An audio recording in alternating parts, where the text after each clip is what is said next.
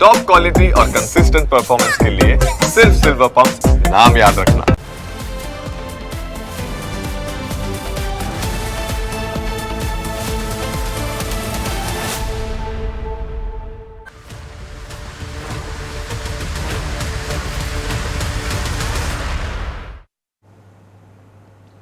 ભાવનગરમાં અશાંત ધારાના અમલ વચ્ચે વહીવટમાં પણ અશાંતિનો માહોલ જોવા મળી રહ્યો છે। ખુદ એસડીએમ ઉપર લાખોની લાંચનો આરોપ લાગ્યો છે। ભાવનગર એસડીએમ પ્રતિભા દહિયાના નામે 15 લાખની લેતી દેતીના કથિત ઓડિયો વિડીયો વાયરલ થયા છે।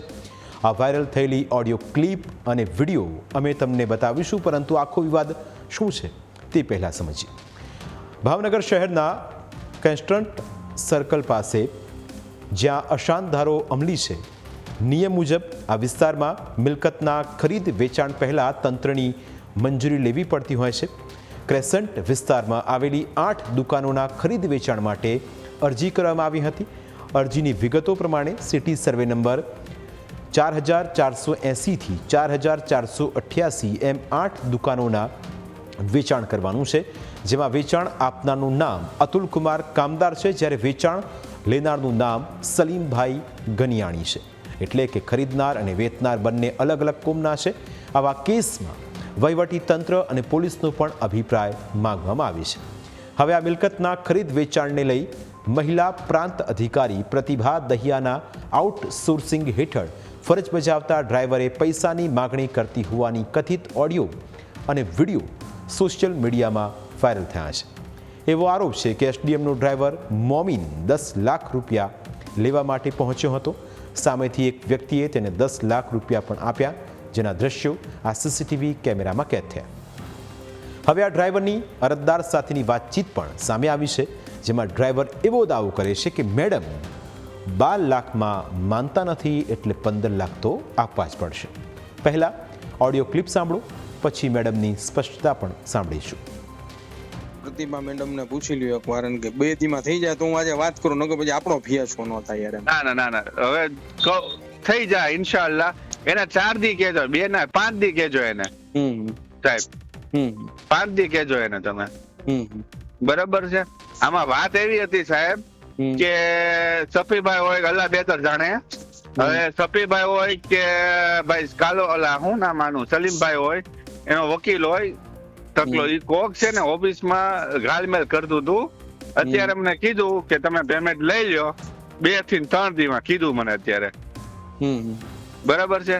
અને લઈ લે ને એટલે પછી કરવું જ પડશે। તો હાલો વાત કરી બસ, તમે મને કયો ઓકે કયો, ગ્રીન ઝંડી આપો, પેમેન્ટ પહોંચાડો, બરાબર। તો ઓછું કેટલું થાય? લાખ જેવું, એટલે મેં ઓછાનું તો કીધું મને કે 15 લઈ લ્યો તમે, બરાબર। તો સવારે મને કહું કે મેડમ 15 નહીં 14 થાય છે, 13-12 ના પાડી, બરાબર। 13 તો મેં કીધું નથી એમ, વધીને મેં કીધું 50,000 થી લાખ રૂપિયા જેવું ઓછું કરે કે ભાઈ મારે લેવાના છે લાખ રૂપિયા મારે ડોક્ટર સાહેબ ને, એટલા માટે। એટલે એમ વાત કરું એમ તો લાખ રૂપિયા જેવું ઓછું કરે એમ। સફીને દેવું તો પડે ને? હા સફીભાઈ દેવું, એનું કારણ એ છે સાહેબ કે ઓલું કાક 8 દુકાન છે, અગાઉ ક્રેશન વિસ્તાર ને બધું મને સમજાતા મેં મેડમ આપણે 8માં ઓલું કીધું તો 8 નું પેમેન્ટ આવી ગયેલું હતું, છતાં હું વાત કરીશ, પછી મને કે એમાં નથી કરવું એમ, એવી રીતે બધું હતું। એની સંમતિ તો થઈ ગઈ, લોકને દુકાન જ બનાવી દેવાની। અરે ભાઈ બધું આ બધું હવે તમે પૂછી લ્યો સાહેબ। એની લેટર કમ્પ્લીટ કરીને જ આપ્યા છો ને? હા મને ખબર છે। હા આખી ઓડિયો ક્લિપ અને વિડીયો વાયરલ થતાં જ એસડીએમ પ્રતિભા દહિયાએ ડ્રાઈવર મોમીનને છૂટો કર્યો છે અને દાવો કર્યો છે કે આ પ્રકરણમાં તેમની કોઈ જ સંડોવણી નથી। ડ્રાઈવર સાથે તેઓ કામકાજને લઈ કોઈ વાતચીત નથી કરતા, કારણ કે ડ્રાઈવર આઉટસોર્સિંગના કર્મચારી હોય છે। તેમનો દાવો છે કે તેમણે ખુદ આ મામલે એસપીને જાણ કરીને તપાસ કરવા માટે કહ્યું છે। मैंने वीडियो देखा है, मैंने सुना है, अब वो मेरा नाम ले रहा है तो उसके साथ मेरा कोई इन्वॉल्वमेंट नहीं है। ड्राइवर हमारा रेगुलर स्टाफ नहीं होता जिसके साथ हम कोई अंगत बात करें।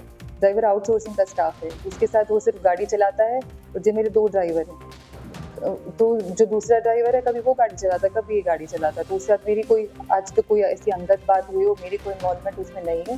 तपास का विषय है। बाकी अब मैं एसपी सर को इस चीज़ के बारे में लिख रही हूँ कि आगे वो कार्रवाई इस चीज़ पे करें। आज मैंने कंप्लेन उनको एक लॉन्च करी है। એસડીએમનું કહેવું છે કે આ મિલકતનો અભિપ્રાય 2 વખત નેગેટિવ આવી ચૂક્યો છે. વર્ષ 2023થી આરજીનું પ્રકરણ ચાલી રહ્યું છે.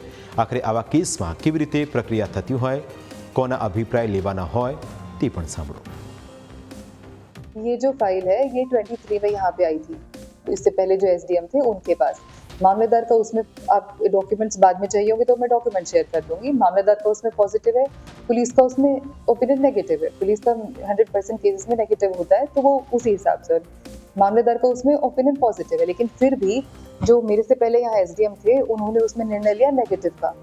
उन्होंने इस हिसाब से लिया क्योंकि उस जो प्रॉपर्टी है जो हमने इसमें तपास करी है, जो फाइल में लिखा हुआ है कि उसमें 8 दुकानें हैं जिसमें भाड़ुआत की करार थी.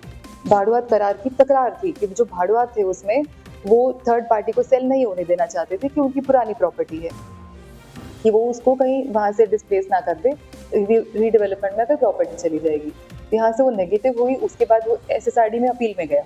एसएसआरडी में अपील में जाने के बाद वहां से फाइल यहाँ दोबारा रिमांड हुई. उसके बाद हमने फिर से नोटिस इशू किया, फिर से सेम कार्यवाही हुई. उसमें मामलेदार का ओपिनियन है, उसमें एसपी का ओपिनियन है. जो मामलेदार का ओपिनियन उसमें फिर से पॉजिटिव है और एसपी का ओपिनियन उसमें फिर से नेगेटिव है. એસડીએમનું કહેવું છે કે ઓર્ડર સર્ક્યુલેટ થયો છે તે ડ્રાફ્ટ ઓર્ડરનો ફોટો છે. તેણે મોબાઈલમાં ફોટો ખેંચીને જ ડ્રાફ્ટ ઓર્ડરની કોપી શેર કરી છે. અત્યાર સુધીની તપાસમાં કોઈ કર્મચારીની સંડોવણી સામે નથી આવી. તેમનું કહેવું છે કે 21 તારીખે ડ્રાફ્ટ ઓર્ડર ડ્રાઈવરે શેર કર્યો હતો, પરંતુ 23 તારીખે તો તેમણે ઓર્ડરને નેગેટિવ કર્યો હતો. જોકે ડ્રાઈવર પહેલાંના પોઝિટિવ ડ્રાફ્ટ ઓર્ડરના આધારે જ પૈસાની માગણી કરી રહ્યો હોવાનું એસડીએમનું દાવું છે. બીજી તરફ કલેક્ટરનું દાવું છે કે ડ્રાફ્ટ ઓર્ડર કેવી રીતે જાહેર થયો તે તપાસ બાદ જ ખ્યાલ આવશે, કારણ કે સ્ટાફ વધારે હોવાથી સૌના ઉપર તેઓ નજર નથી રાખી શકતા. તેમનું કહેવું છે કે અશાંત ધારો લાગુ થયા બાદ મિલકત વેચાણની પૂરી સત્તા એસડીએમની હોય છે, પરંતુ આ ઘટનામાં કોણ જવાબદાર છે તેની તપાસ કરવામાં આવશે અને નીતિ નિયમો મુજબ ફરિયાદ કરવામાં આવશે. કલેક્ટરનું કહેવું છે કે આવી અરજીમાં એસડીએમ સ્વતંત્ર રીતે જ નિર્ણય લેતા હોય છે. આમાં તેમની કોઈ ભૂમિકા આવતી નથી. કલેક્ટરનું એમાં કોઈ ફાઇલ કલેક્ટર પાસે આવતી નથી, કારણ કે ઇન્ડિપેન્ડન્ટ એસડીએમનું જ નિર્ણય હોય છે. એમાં નેગેટિવ કરવાનું છે કે પોઝિટિવ કરવાનું છે એના જે ધારાધોરણ મુજબ એસડીએમ જ નિર્ણય લેતા હોય છે. કોઈ પણ ભાઈને જે એસડીએમના નિર્ણયથી તકલીફ હોય અથવા તો આ સહેમત ના હોય તો એના માટે અપીલના પણ પ્રોવિઝન હોય છે. અપીલ માટે પણ કલેક્ટર પાસે નથી આવતી. આ એસડીએમથી ડાયરેક્ટ એસએસઆરડીમાં સ્પેશિયલ જે સેક્રેટરી રેવન્યુ ડિસ્પ્યુટ છે એમાં જાય છે. તો એમાં આમ અમારો ડાયરેક્ટ ઇન્વોલ્વમેન્ટ મીન્સ કે ફાઇલ ઉપર થતો નથી. બીજી કે કોઈ પણ જાતની કમ્પ્લેન કે કોઈ માણસ માને આવીને કહે કે ભાઈ મારું થયો નથી કે મારાથી આ માંગણી થઈ છે કે આ પ્રકારનો કેસ છેલ્લા લગભગ 12 મહિનાથી હું અહીંયા ભાવનગરમાં છું, તો મારી પાસે કોઈ આ પ્રકારનો માણસ કોઈ કમ્પ્લેન કરવા માટે આવ્યો નથી. પરંતુ સૌથી પહેલા તો આ છે ને કે ભાઈ એના ઉપર જે ડ્રાઈવર છે એના ખિલાફ જે એસડીએમ કમ્પ્લેન્ટ કરશે અને પછી જે તપાસ થશે એમાં જેનો પણ નામ આવશે તો એના ઉપર કાર્યવાહી થશે. હું આ નથી કહી શકતો કે ભાઈ ડ્રાઈવર જે બધું કર્યું છે કે એસડીએમ કર્યો છે કે નથી કર્યો છે કે કલેક્ટર ઓફિસમાંથી કોઈ સંડોવાયેલો છે કે નથી સંડોવાયેલો, તો તપાસથી જ ખબર પડશે. હું ના કે હા નથી કહી શકતો.